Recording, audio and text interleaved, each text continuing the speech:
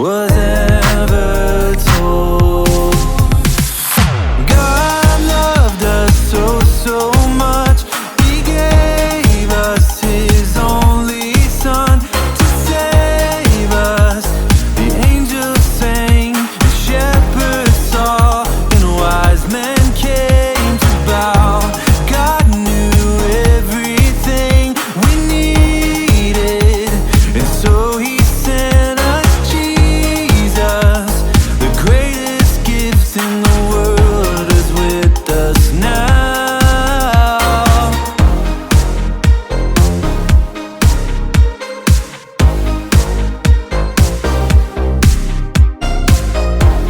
Shepherds heard and ran to see what the angels said would be.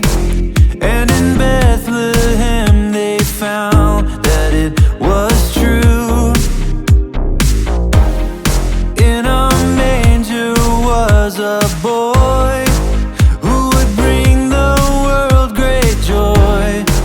So they went out telling everyone they knew. No better news was ever told. God loved us so much, He gave us His only Son to save us. The angels sang, the shepherds saw, and wise men came to bow. God knew everything we needed, and so He sent us Jesus. The greatest gift in the world is with us now. You with us, you with us, you with us, you with us now. You with us, you with us, you with us, you with us now.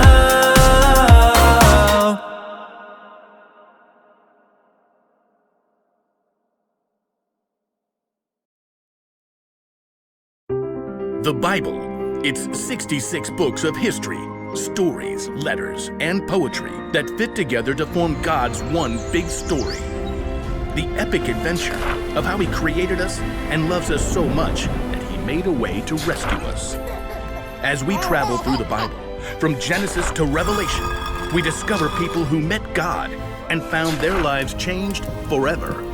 Now, for an amazing story, inspired by the book of Luke, chapter 2, verses 1 through 7. Mary's world had been turned upside down. Though she was an ordinary girl living in an unimportant town, God had sent an angel to visit her. God is very pleased with you. Me? You're talking to me? You will become pregnant and give birth to a son. You must call him Jesus. He will be great and will be called the Son of the Most High God.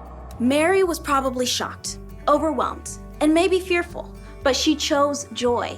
She chose to trust that God loved her so much, He had given her an important part to play in His story. I serve the Lord.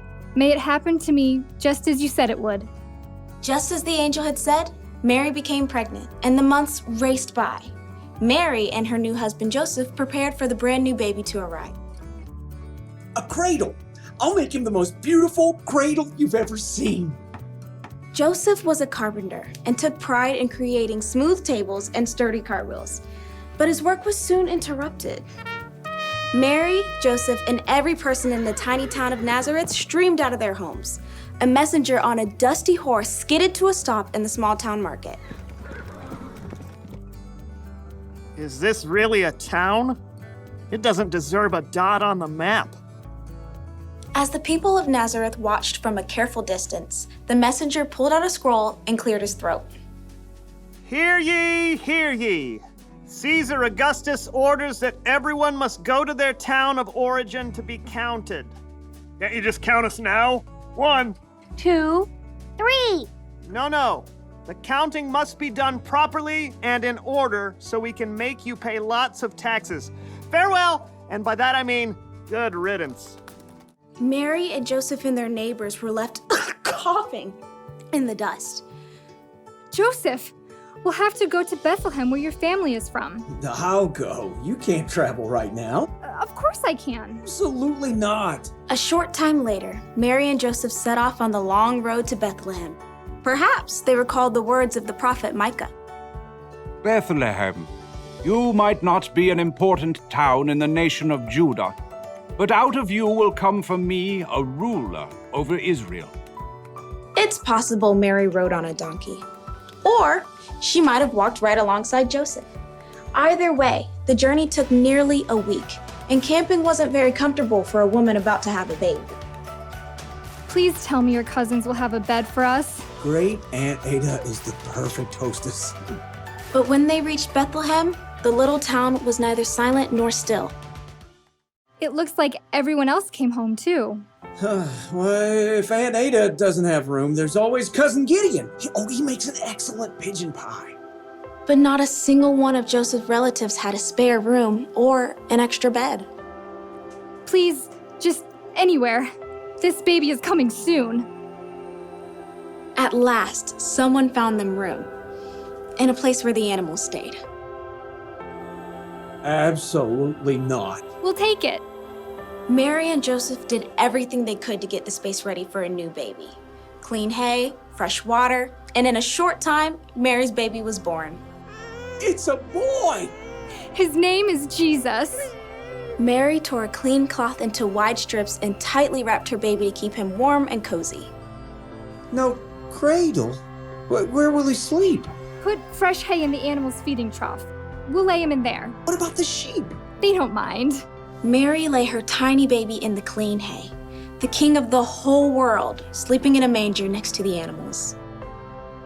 He's perfect. Yes, he is. In the most unexpected place, at the most unexpected time, God had shown his love. He sent his very own son as a baby to rescue the whole world.